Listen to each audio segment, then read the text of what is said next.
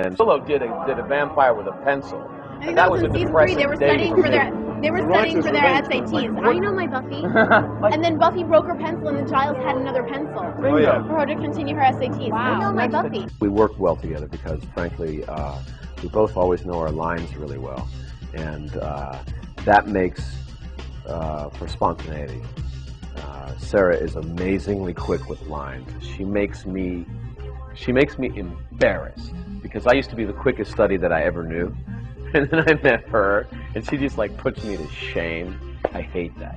I always liked Sarah a whole lot. I remember filming with her like the third night that we ever filmed, and we were sitting on a curb together waiting to go into coverage, and she just turned to me and said, you know, I think you're really cool, but I just want you to know that I don't really, so I may not call you up and invite you to parties or anything, but hey, man, you're really cool.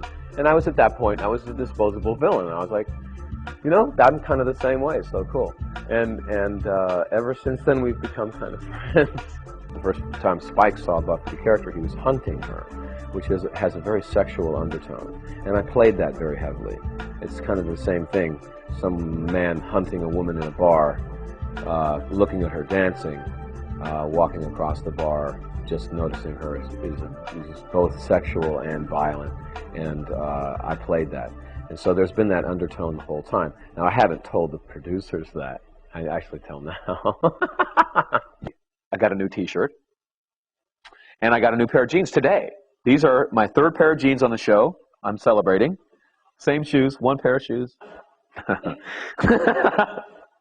The coat was $2,000, and we immediately ran over it with a truck. I say we, like I did it, right? Teamsters ran over it with a truck. It's a union job. And then when I came back for the second season, right, they had polished the damn thing. It looked good. So I immediately started rolling around on the sound stage trying to get it looking bad again. While Spike gets down and dirty, but all I do know is there's a bed in my crypt over there, and every time I've had a bed, I've had a girlfriend. I've shot one scene in there. One scene in one very specific location of the crypt. But man, he must have dug out a lot of space or something, because there's a big, nice little area in there for him to hang out in. The people around here are insane.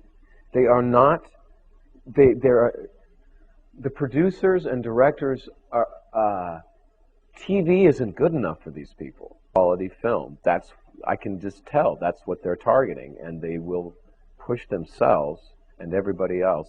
Whenever I go up a ladder, the damn long coat gets in my way, so we blow takes on that. We crack little jokes and everything, but there's no practical jokes around here.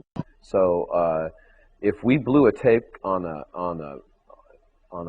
practical joke, that would take 20 minutes. And if I add the money up, what is that, 35,000, 37,000?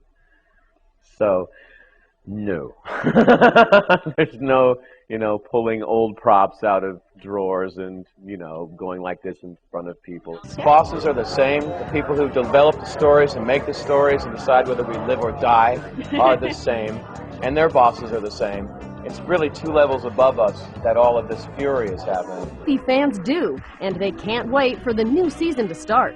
The way that they've decided to end the season with cliffhanger after cliffhanger after cliffhanger, the audience is really on the edge of their seats. We all are. But no, she's really dead. I mean, like the worms are eating her brain. Like she's decomposing. Seriously. Buffy fans can also watch early episodes of the hit series 5 nights a week on the FX channel.